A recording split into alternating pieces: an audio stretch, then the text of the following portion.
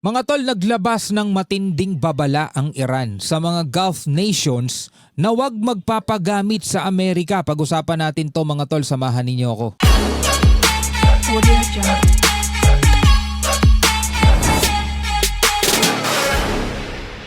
Alright, welcome ulit sa ating bagong video, reaction, review, commentary, opinion, criticism at kung ano-ano pa. Meron tayong balitang pag-uusapan ngayon mga tol at tumitindi na naman. Tumitindi talaga ang tensyon dito sa gitnang silangan. Dahil dito nga sa nangyayari nga sagupaan ngayon sa pagitan ng Amerika at saka ng Iran. Tinamaan ng mga airstrikes ng Amerika ang ilang mga mahalagang pasilidad dito sa Iran. Samantala mga kapatid, ang Iran nagbigay ng isang matinding babala sa mga Gulf nations na papayagan na gamitin ng US ang mga base militar nila doon sa mga bansang yon dahil tiyak nagagantihan sila ng Iran at pauulanan daw sila ng mga pag-atake. So bago natin to simulan, huwag niyong kalimutan mag-subscribe. Click nyo na rin ang notification bell para ma-notify kayo whenever na may mga bago tayong reaction video tulad nito. Okay? So wag na natin patagalin pa. Panoorin na natin tong balita.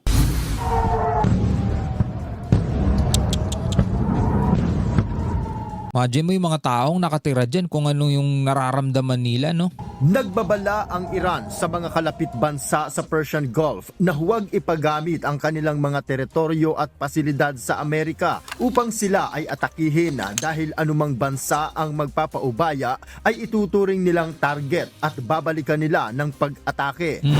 Alam naman natin mga tol, may mga US military base dyan sa mga bansang katulad ng Kuwait, Bahrain, kasi yun yung mga unang inaatake ng Iran mga tol whenever na gusto nilang gumante sa mga pag-atake sa kanila ng Amerika. So ngayon, ang babala nila, wag nyong ipapagamit sa US yang mga military base nyo, yang teritoryo nyo mismo. Dahil kung hindi, kayo ang babalikan namin. Parang ganon mga tol na sinasabi. Binigyang diin ni Iran Foreign Ministry spokesperson Ismail Bakai, labag sa international law ang ipagamit ng mga bansa sa gitnang silangan ang sarili nilang teritoryo upang maglunsad ng agresyon sa iba na hindi naman ito direktang kalaban gaya ng Iran. Ayon kay Bakai, tumutugon lamang sila sa pambobomba sa kanila bilang self-defense alinsunod sa kanilang karapatan. Binatikos din ito ang United Nations at sinabing hindi ang Iran ang dapat nitong kastiguhin, kundi ang ibang mga bansa na nagpapakasangkapan sa karahasan ng Amerika.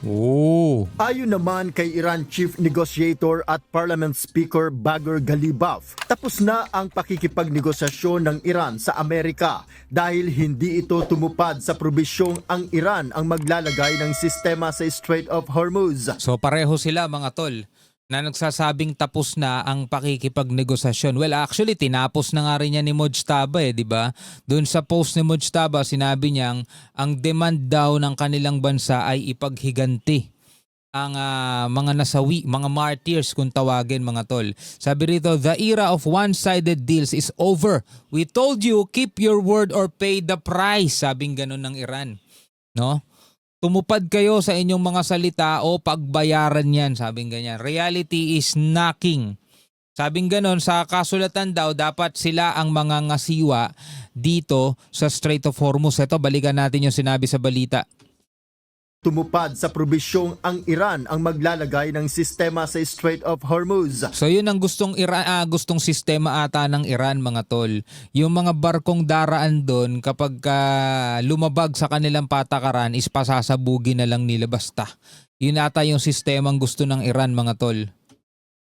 Kasi yun yung pinagmulan ng panibagong gera na to Meron 3 commercial vessels ang dumaraan dito sa Strait of Hormuz. Nasabi ng IRGC, binigyan daw nila ng warning pero hindi daw tumugon kaya napilitan silang pasabugin na lang. So inatake nila yung mga barko. So ganong sistema mga tol ang ninanais ng Iran. Kaso ayaw ata ng ganon ng US. Kaya nung after tirahin ng Iran, etong 3 barkong yun, na pinasabog nila, umatake ngayon sa kanila ang US. Ngayon, nagpapalitan na silang dalawa ng pag-atake na naman. Tapos na ang pakikipagnegosasyon ng Iran sa Amerika dahil hindi ito tumupad sa probisyong ang Iran ang maglalagay ng sistema sa Strait of Hormuz sa loob ng 60-day window period. Pero nakialam ang Amerika sa paglalagay nito ng Omani Temporary Corridor. Ayon kay Iran Foreign Ministry Abbas Araghchi, hindi sumira ang Iran sa kanilang salita. Ang kasunduan ay para sa dalawang panig, hindi isa lang. Mula weekend, So gusto ko makuha yung inyong reaction doon mga tol. Ano ang inyong masasabi doon sa sinasabi ng Iran na hindi sumunod ang Amerika sa probisyon na dapat Iran ang magpapatupad ng sistema dito sa Strait of Hormuz? So yung sistemang yon is yun nga, no? Yung siguro yung pag-atake doon sa mga barkong yun, mga inosenteng barkong dumaraan sa Strait of Hormuz na hindi nagustuhan ng Amerika kaya nila inatake ang Iran at nasa 300 mahigit na mga kapatid na target sites ng nasa Iran ang tinamaan na ng Amerika. No, merong mga videong inilalabas ang CENTCOM, mga video ng mga pagtama ng kanilang mga pag-atake dito sa Iran mga tol. Samantala ang Iran naman is patuloy din na gumaganti at nagpapakita din ng kanilang puwersa at mas inintensify pa nila yung kanilang ganti. hindi tumigil ang Amerika sa Mula weekend, hindi tumigil ang Amerika sa pag-atake sa Iran alinsunod sa utos mismo ni US President Donald Trump. Nitong gabi ng linggo, tinamaan ito ang Umideye Airport sa Khuzestan Province at isang water facility sa probinsya, ayon mismo sa Deputy Governor ng Khuzestan. Ito yung sinasabi ko nung nakaraang reaction video natin eh. Kung titignan natin mga tol, dito dehado Iran. Kasi sa kanila, ang mga nababawian nila is yung mga military base lang ng Amerika. Tapos nagkakaroon pa sila ng mga bagong kaaway kapag may nadadamay na mga pasilidad o teritoryo na na ang may-ari is yung mga bansang halimbawa Kuwait, Bahrain, Jordan, 'di ba? Pag nagpapakawala sila ng missile papunta doon sa mga bansang 'yon para puntiryahin nila yung mga US bases. Kaso yung iba sa iba bumabagsak o kaya may mga nadadamay na facility, so nagkakaroon pa sila ulit ng panibagong kaaway. Tapos ang tinatamaan lang nila is yung mga US base na kayang-kayang kumpunihin lang ulit. Samantalang sila mga tol, ang tinatamaan sa kanila is yung talagang mismong mga facility sa bansa nila. Napinsala rin ang isang communications tower ng Iran sa Tahiruye sa Sirik at ilang drone at radar facility sa Bandar Abbas at Qeshm Island. Ayan o, di ba? Yung mga binabalitang yan, yung mga tinatamaan sa Iran, talagang asset talaga nila yun. Napinsala rin ang isang communications tower ng Iran sa Tahiruye sa Sirik at ilang drone at radar facility sa Bandar Abbas at Qeshm Island.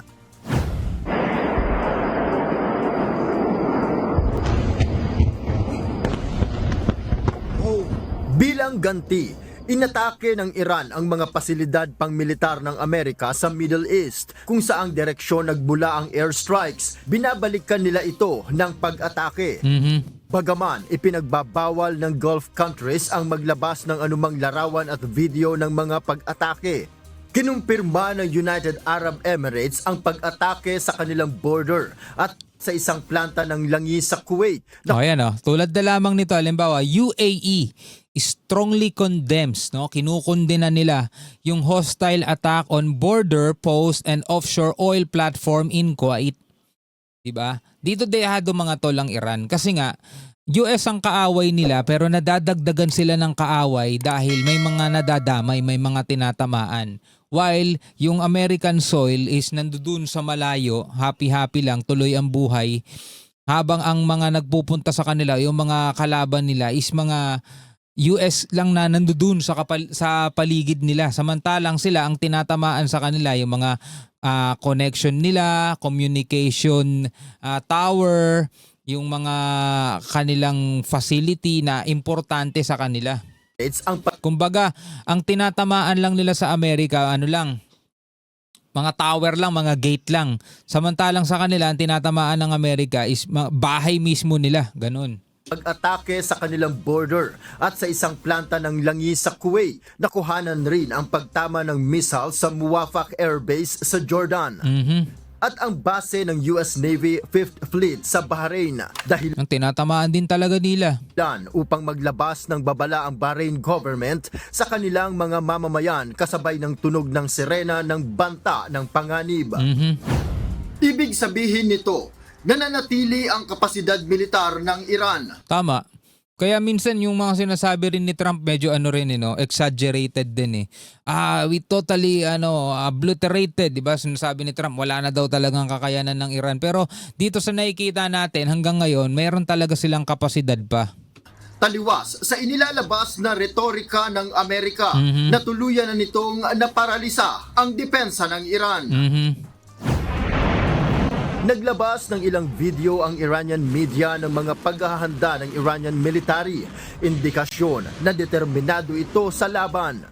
Sa gitna ng muling pagsiklab, nananatiling buhay ang pag-usad ng mga barko sa Strait of Hormuz. Oh, buti naman. Ayon sa marinetraffic.com, Buti naman. hanggang nitong Lunes, naninindigan ang US na bukas ang Strait of Hormuz pero nakaposisyon ang kanilang puwersa oras na maglunsad ng agresyon ang Iran. Pero sa Iran, sarado ang nasabing shipping lane at walang barko na makakadaan hanggat hindi nila pinapayagan. Wala kaso dun sa report at batay doon sa tracking, marami pa ring mga barko ang dumadaan. Ito kung babalikan natin Base dito sa report ng Marine Traffic ba to? Basta yan, yung report na yan, nakikita natin talagang tuloy-tuloy pa rin ang mga pagdaan ng barko dito sa Strait of Hormuz, mga tol, no? Kasalungat doon sa sinasabi ng Iran na sarado. Tignan natin, balikan ulit natin itong report. Usad ng mga barko sa Strait of Hormuz ayon sa marinetraffic.com hanggang nitong Lunes. Naninindigan ang US na bukas ang Strait of Hormuz pero nakaposisyon ang kanilang puwersa oras na maglunsad ng agresyon ang Iran. Pero sa Iran, sarado ang nasabing shipping lane at walang barko na makakadaan hanggat hindi nila pinapayagan. Noel Poliarco. Okay mga kapatid, so eto nasaksihan muli natin at nasubaybayan mulit natin ang mga balita tungkol dito sa Middle East. Bagamat tayo ay malayo dyan, kung bakit natin to binabantayan mga kapatid at kung bakit natin to inaalam kung ano mga nangyayari dyan is para meron din tayong idea mga tol kung ano ba ang resulta at kung ano ba ang nadudulot ng pakikipagdigma. Dito meron din tayong problema. Meron din kasi tayo rito ang kinaharap ng mga banta, 'di ba? Mga nang-aangkin ng teritoryo. Pero wag na natin sanang hilingin pa na umabot tayo sa ganitong punto na nakikipagganyanan na tayo. Hindi tayo ganung kalakas na bansa mga tol. Anyway, bilang mga Pilipino, ano ang inyong masasabi tungkol dyan? Pwede kayo magbigay ng komentaryo sa ibaba. Hanggang sa muli. Peace out.